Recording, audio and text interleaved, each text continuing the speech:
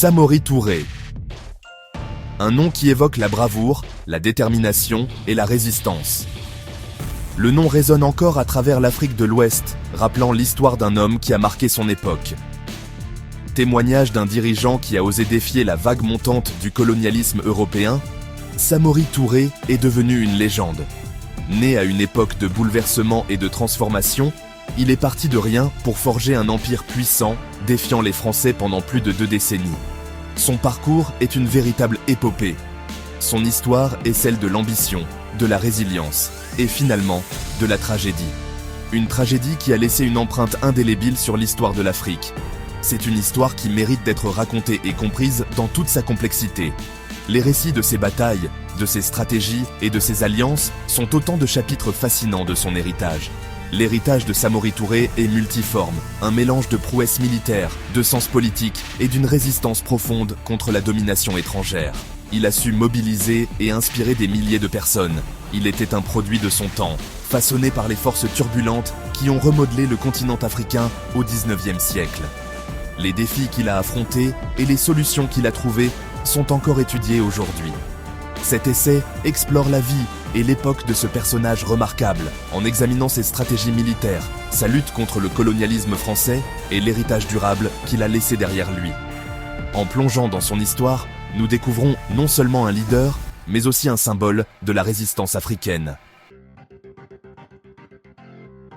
Samori Touré est né vers 1830 à Sanankoro, en Guinée actuelle, dans une famille de commerçants. Le village de Sanankoro, niché au cœur de la savane, était un centre de commerce florissant, où les caravanes de marchands se croisaient régulièrement.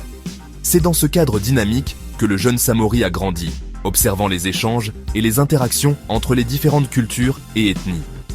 Son éducation a été imprégnée des traditions du peuple malinké, connu pour sa culture guerrière et sa longue histoire de résistance. Les Malinké, fiers de leur héritage, transmettèrent de génération en génération les récits de leurs ancêtres et les valeurs de courage et de solidarité. Samori, dès son plus jeune âge, a été initié à ces histoires et à ces valeurs, qui allaient forger son caractère et sa détermination. Son exposition précoce à l'islam, une foi qui avait pris racine dans la région des siècles auparavant, lui a inculqué un sens aigu de la justice et de la communauté. Les enseignements islamiques, avec leur insistance sur l'équité, la charité et la fraternité, ont profondément influencé sa vision du monde. Samori passait de nombreuses heures à la mosquée, apprenant les préceptes de sa foi et méditant sur leur application dans la vie quotidienne. Il a rapidement démontré une aptitude naturelle pour la stratégie et le leadership, excellent dans l'équitation, le maniement du sabre et l'utilisation des armes à feu. Ses talents ne se limitaient pas seulement à la force physique, il possédait également une intelligence tactique qui le distinguait de ses pairs. Samori était souvent vu en train de s'entraîner avec une intensité et une concentration qui impressionnaient tous ceux qui l'observaient. Ses compétences s'avéreraient inestimables dans les années tumultueuses à venir. Alors que les conflits et les guerres se multipliaient dans la région, Samori allait utiliser son expertise pour défendre son peuple et son territoire.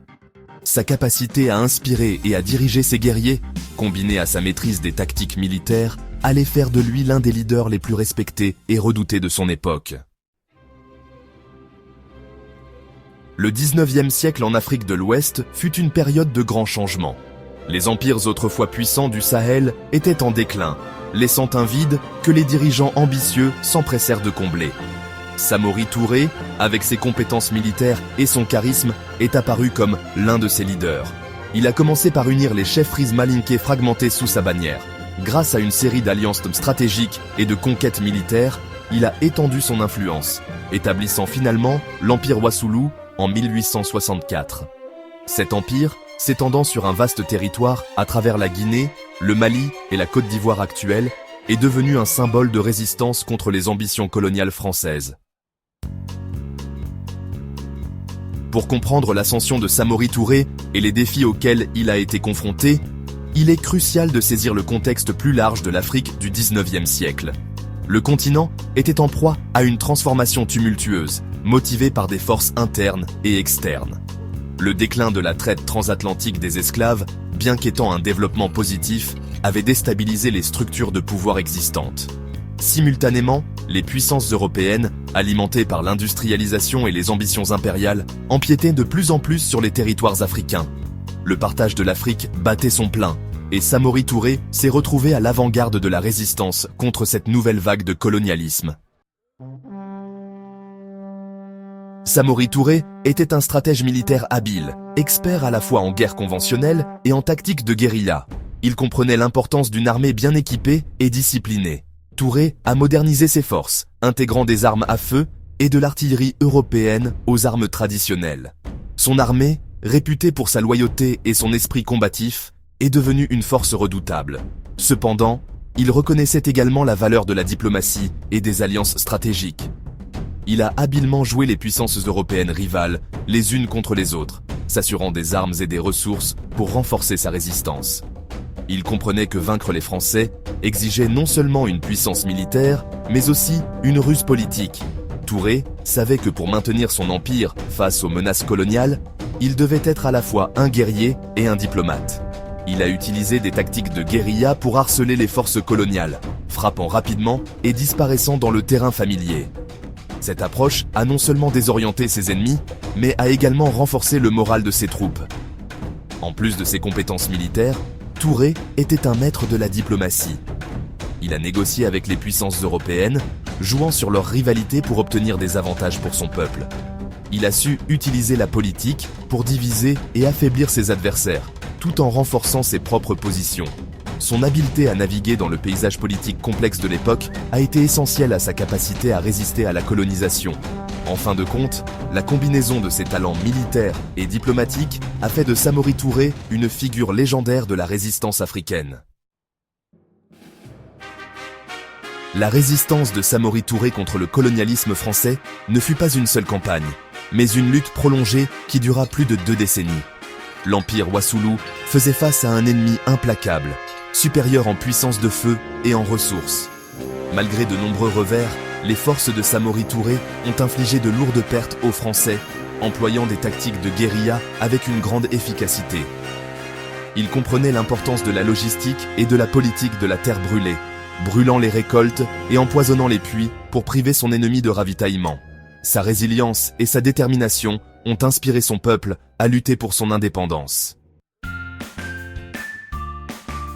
Malgré ses efforts courageux, le destin de Samori Touré fut finalement scellé par une combinaison de facteurs.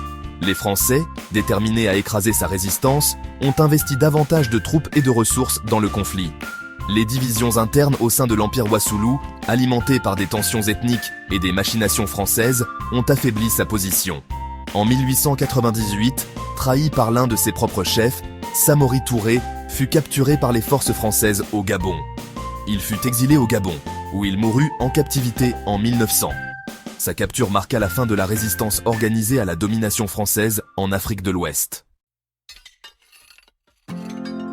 L'héritage de Samori Touré est complexe et multiforme. Il était un conquérant qui a bâti un empire puissant par la force militaire et les manœuvres politiques. Cependant, il était aussi un ardent défenseur de son peuple, un symbole de résistance contre le colonialisme européen. Son histoire continue de résonner profondément en Afrique de l'Ouest, où il est vénéré comme un héros national. On se souvient de lui pour son courage, son génie militaire et sa détermination inébranlable à résister à la domination étrangère. La vie et l'héritage de Samori Touré défient toute catégorisation facile, et d'engager un dialogue plus nuancé et éclairé sur les forces qui ont façonné notre monde.